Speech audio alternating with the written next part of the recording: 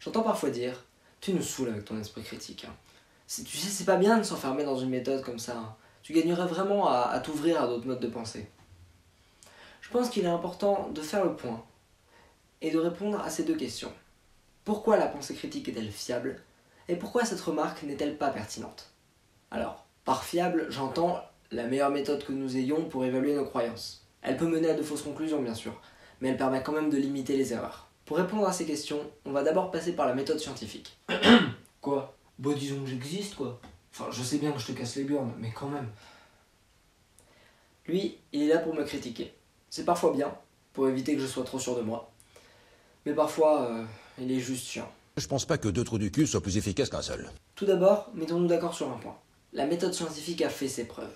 C'est elle qui nous permet de communiquer via Internet, faire voler les avions, soigner les cancers. La science est efficace. Maintenant, on va essayer d'analyser pourquoi est-ce qu'elle est efficace. Prenons l'exemple de la théorie de la gravitation de Newton. Bravo! Super original! Eh ben, il n'a pas fallu longtemps. Bon, la théorie de la gravitation fut longtemps valable. L'observation des corps du système solaire validait tout à fait ce modèle. Mais des mesures de l'espace plus lointain ne concordaient pas avec l'équation de la gravitation de Newton. Alors au début du XXe siècle, Einstein a développé une nouvelle théorie, celle de la relativité générale, qui non seulement améliorait la précision des résultats sur des cas simples, comme la Terre ou le système solaire, mais en plus pouvait expliquer ces nouvelles observations. La théorie d'Einstein a ainsi remplacé celle de Newton. Donc, tes profs t'enseignent des trucs obsolètes. Laisse-moi finir. La théorie de la gravitation est encore valable dans des cas où les masses en jeu sont assez faibles, mais elle a cet avantage non négligeable d'être mathématiquement assez facile à utiliser. Donc déjà, à grande échelle, celle des théories scientifiques, la science évolue, elle se remet en question. Mais à petite échelle également, celle des études. Toute étude qui veut être publiée doit normalement être soumise à une revue par les pairs. Cette procédure consiste à demander à d'autres scientifiques du domaine de relire l'étude afin d'en juger à rigueur. Mais même si une étude est très rigoureuse, sa conclusion n'est pas certaine pour autant.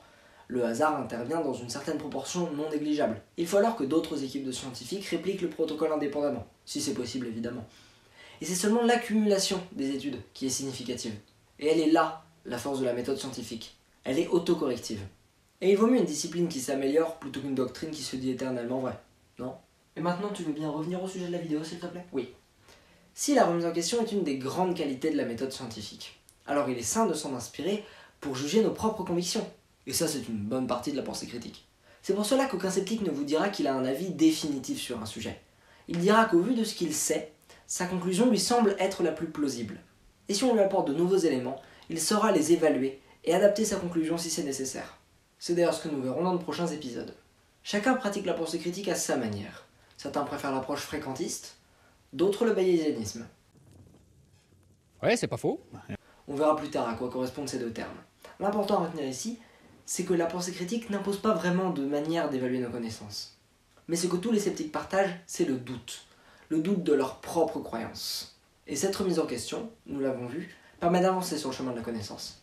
Donc finalement, c'est pas pertinent de reprocher à un sceptique d'être trop enfermé dans la méthode de sa pensée critique. Parce que justement, la pensée critique n'impose aucune méthode. Elle requiert simplement de la remise en question. Non mais, il y a quand même des méthodes plus fiables que d'autres. Ne me fais pas croire que la pensée critique ne valorise pas certaines méthodes qu'elle sait meilleures.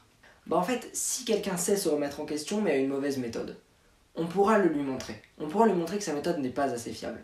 Et alors il trouvera un autre moyen d'évaluer ses convictions. C'est le but de l'entretien épistémique, et je vous invite à regarder cette conférence de Monsieur Sam et à suivre les prochaines vidéos de la chaîne. Mais du coup, peu importe les méthodes.